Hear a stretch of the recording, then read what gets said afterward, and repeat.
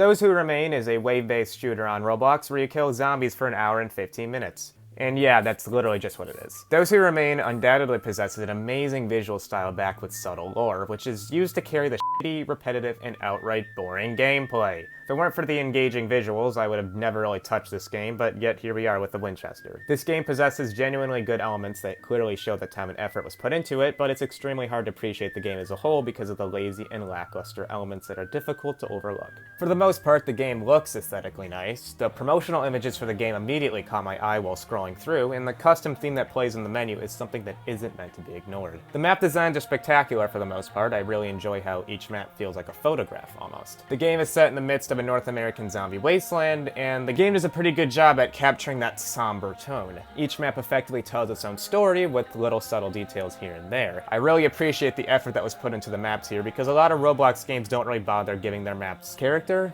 Like, most games of the FPS variety will just make their maps with the purpose of being areas to fight in, if you know what I'm saying. The game has a familiar style to it, kind of reminiscent of The Long Dark. I think that might have been what they were going for in terms of atmosphere and tone.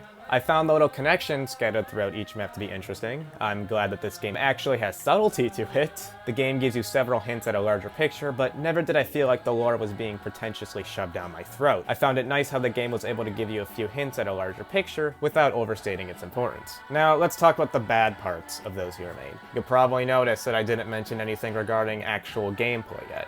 And for good reason, may I add. When it comes to wave-based shooters, you usually find the waves getting harder and harder as you progress further. In COD Zombies, you start round 1 with 6 zombies and it's over within a minute.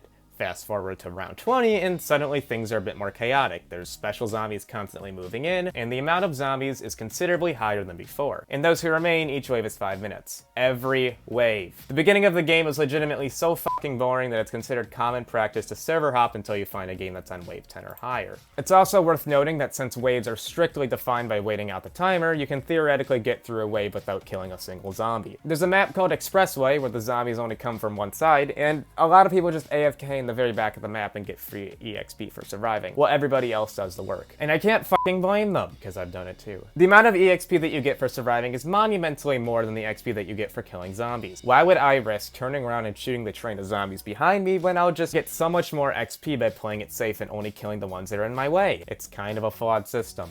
Another major criticism of the game is its shameless repetitiveness. You'd think that with adding all these new maps that we'd get map-exclusive zombies or something, but we don't. We just get the same zombies for the entirety of the game. Nothing changes except their HP, speed, and spawn frequency. The gameplay doesn't really get shaken up at all. It's just running around in a circle or camping it out with barbed wire, which wouldn't be so bad on paper. That's basically COD Zombies, but COD Zombies allows you to at least outspeed the majority of the zombies. There's dogs and super sprinters and stuff to keep you on your toes, but you can still bob and weave through the normal ones. Not to mention COD Zombies actually has objectives to keep you busy. And yeah, Those Who Remain has those too, but they're far less engaging. The objectives in Those Who Remain aren't fun or exhilarating. They're just meant to give you free XP. There's 6 objectives, 4 of which of them are unique, and 2 of them are bland copy-pastes. The game doesn't punish you for not doing objectives, nor does it really encourage you to go for them. Only 2 out of 6 objectives actually give you supplies for completing them. The rest are literally just there for XP. Not to mention that once you finish an objective, it's also fucking gone for the rest of the wave. Nothing else to do except run in a circle for 4 minutes. The game refers to these tasks as objectives, but they serve as side quests more than anything.